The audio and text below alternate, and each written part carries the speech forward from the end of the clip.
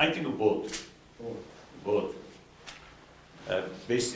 Basically, we Tibetan, as I think century-old Buddhist sort of community, I mean Buddhist tradition, century-old sort of Buddhist tradition, very much in the Tibetan society. Now, although my birthplace very remote, very far from central Tibet, but still our community, Buddhist community, we often visit the nearest monastery, which we call Kumbum Monastery. So, in our home, some kind of Buddhist spirit, more warm-heartedness, and our mother, very warm-hearted person, very compassionate person. So that also brings more, I say, warmth in our small village, our small village house. So that also, I think, one factor. I born, fortunately, in such family. What did you do to? Then eventually, as a Buddhist monk, although they with the name of Dalai, but the way of training, way of learning, is just like the ordinary monk students, or way to study, same way. So, study about Buddhist concept or Buddhist philosophy. Then, meantime, I try to practice. So certainly, on the basis of some, seed which I got from my birth, that increased, that's more intensified. So I think both. Did you have a specific program to cultivate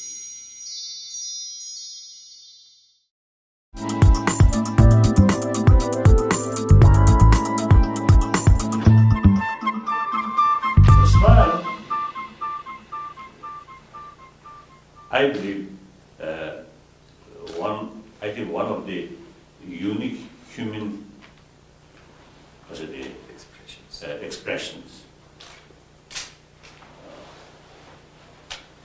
Some, I think few animals may have that ability, but generally speaking, I think we human beings have the ability to communicate with others, even without word, through smile. And then basically, I think smile is the expression of warm-heartedness, of friendship. Yes.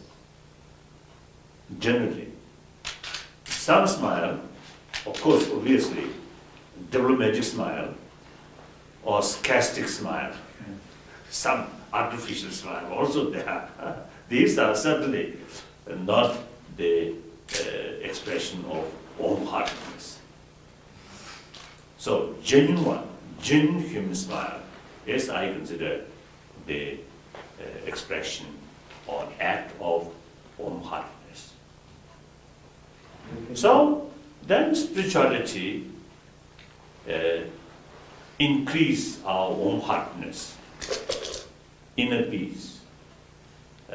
With inner peace, the sense of concern of others also increase. So through that way, some connection, spirituality and genuine smile may have some connection. But some spiritual-minded, serious practitioner, their face not smiling, but more serious than also. They're also there. So can you say in general, the more spiritual, most manifest? I think, for example, the Buddha Shakyamuni, when he spent 6 years in fasting, I don't think he smiled much. I think just you see, meditate or sit like this, I think more serious way, maybe.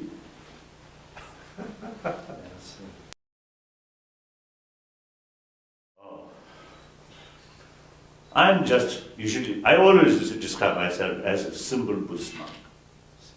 Simple Buddhist monk. Mm-hmm. And also, as I mentioned earlier, I carry a lot of effort for study and also to training of our mind. If I am true reincarnation or manifestation of our Buddhishvara, then I don't think you need such sort of effort. I see. But if that is the case, there are many people still believe you are the reincarnation of the Bodhisattva. Why do you continue to let the people believe so? I publicly mentioned, I'm not Buddha, I'm not Bodhisattva. I'm just trying to follow the Buddha's path and Bodhisattva's sort of path. So I'm hoping within this lifetime I may develop the special kind of mind that we call Buddhicitta mind or Tibetan Changjuki Sen. I'm hoping before my death that mental quality may arise or may achieve. At present, no. Although decade by decade, my mind becoming closer. I see. So once that mind develops, then the person called Bodhisattva. But you know there are... So I may call, I'm one of the candidates of Bodhisattva. Once I qualified, you see, these inner quality, then it automatically becomes Bodhisattva. Don't you care what other people think about you? Huh? Don't you care what other people think about you? No, not much. Not much. Whatever they say, that doesn't matter. As a Buddhist practitioner, important is I should be serious about my own practice, my mental thinking, my motivation. Then other people say, what other people say, that's up to them. Some people call me positive, some people call me negative, doesn't matter. But still, I'm just monk, just a human being. No more, no less.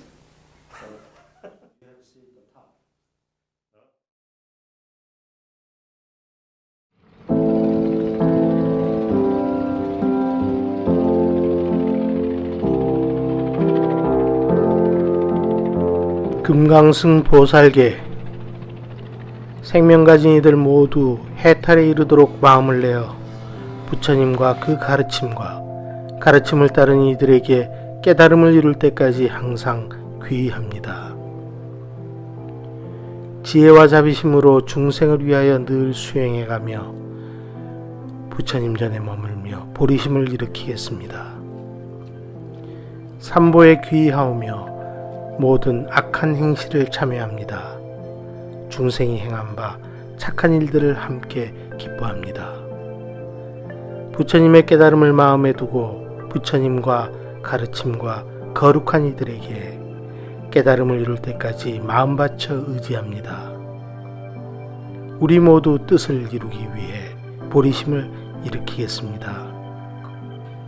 최상의 보리심을 일으켜 모든 중생을 나의 가장 귀한 손님으로 여기어 모두가 좋아하는 위없는 보살행을 실천하겠습니다. 중생을 섬겨 이롭게 하도록 불도를 이루게 하소서.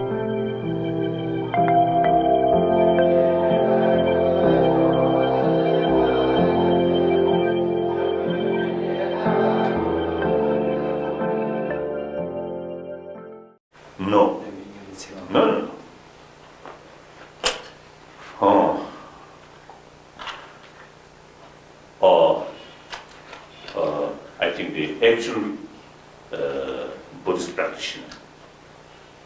I think at the beginning, our practice is usually we call jigden. The 8 worldly concerns. Uh, To get rid of that 8. Something like very much concerned about others praising, others' attitude. If someone praises you, you feel happy. If someone criticizes you, you feel unhappy.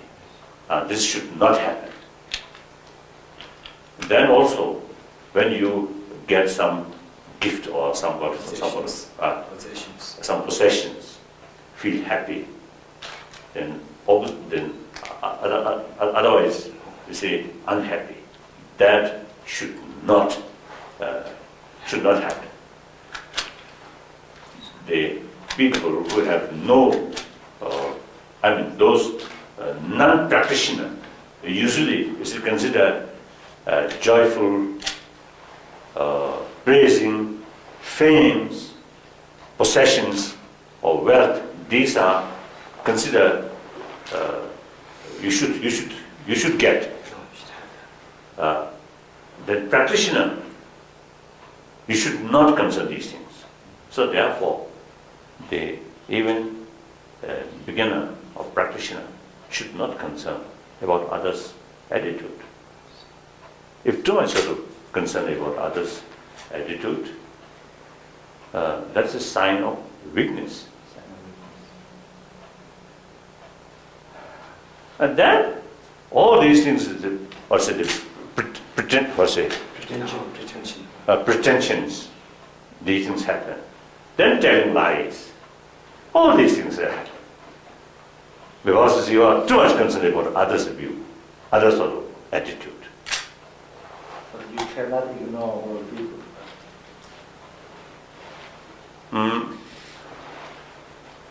I think genuine practitioner, in general speaking, there is sort of the advice that if you carry your way of life like ordinary people, then that means you are not a genuine practitioner. If you carry your way of life is something differently.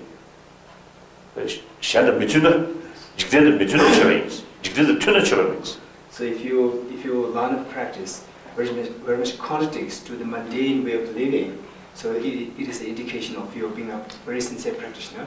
Whereas if that really accords with the mundane way of life, this is a clear indication that you are not a serious practitioner. So, of course, in my case, I have the name of Dalai Lama, and also because of Tibetan people, they should trust me and put a lot of hope on me. So, I have some, certain responsibility, moral responsibility. Then in that case, sometimes I have to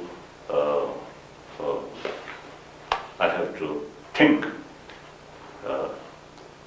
more wider way. If I speak very straightforward,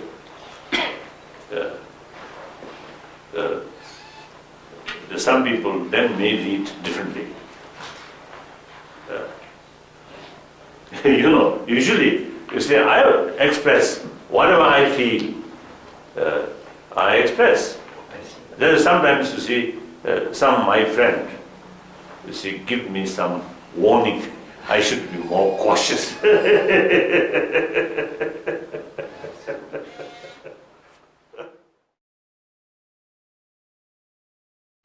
A kind of atheism. Of course, I don't know the exact sort of meaning of atheism. But some of my friends, you see, describe Buddhism is a kind of atheism. Buddhism is not religion. Because Buddhism not based on concept of God or creator. So generally, you see, the people consider Buddhism is non-theistic.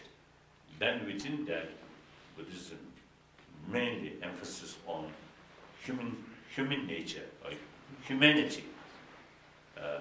Therefore, Buddhism is a kind of humanism.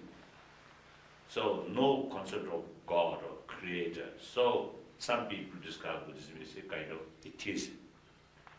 But then my friend told me, atheism means the according Latin word anti-God. In that case, Buddhism not necessarily anti-God. Buddhism simply not emphasis concept of God or these things, but not necessarily anti-God. Buddhism certainly respect other tradition. Or according to some my friend used to say, the Buddhism certainly no idea about creator.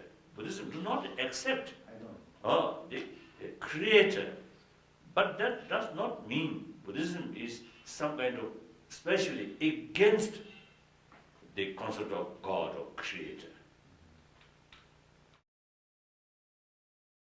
So in any way, according according Buddhism, the humanity so many different mental dispositions that we accept it. So therefore, according different mental disposition, obviously you need different way of approach. So from that angle, the Buddhism must respect, Buddhists must respect to other traditions, because see, according certain sort of area at certain time, and according certain mental disposition of that particular community, then different traditions are more effective. Now, in the past, even today, millions of people get immense benefit from Christianity or Islam or Judaism, so, and Hindus. That's a fact, that's reality. So Buddhists must accept the reality.